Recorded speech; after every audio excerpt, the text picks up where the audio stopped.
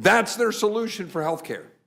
Enriching insurance companies that are the very people that are telling the American people which care they can get and not get.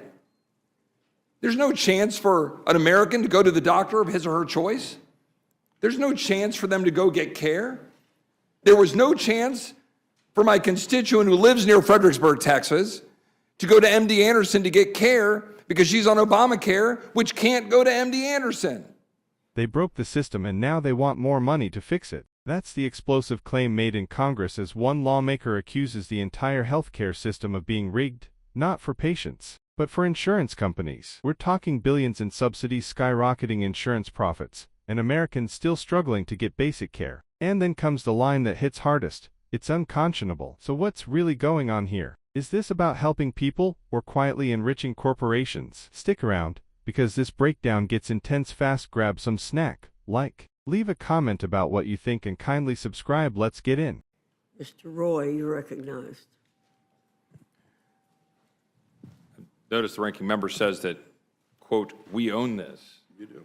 If we don't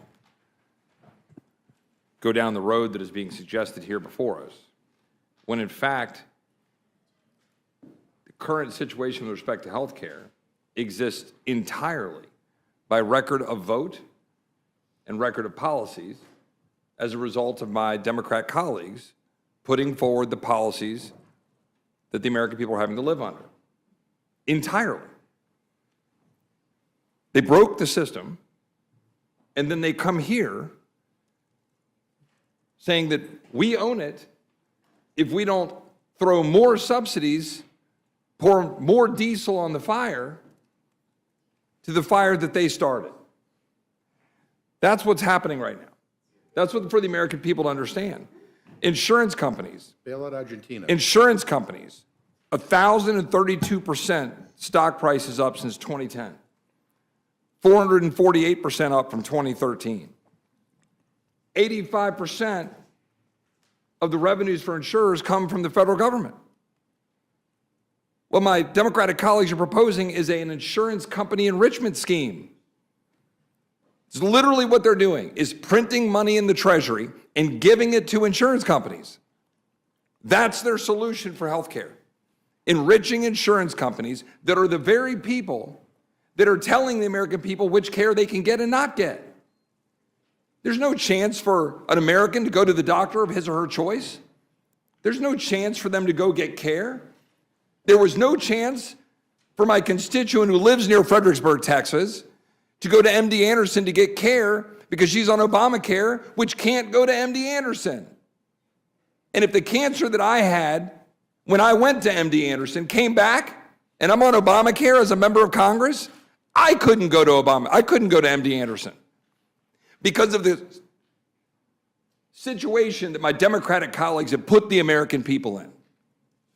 Going around and preening that you're somehow caring for people more by giving them coverage for care that doesn't actually provide them care, while insurance companies get rich. $35 billion in subsidies in 2024 for people who didn't even use their plan. It's absolutely unconscionable. That is right. That is the correct word. It is unconscionable what we have done to the healthcare system, destroying it for the American people so that they can't get the care of their choice. That's what's happened. And now you hold the government hostage for 45 days and then try to come lecture Republicans about it when you've been holding the American people hostage to a broken healthcare system for 15 years. That's what's been going on.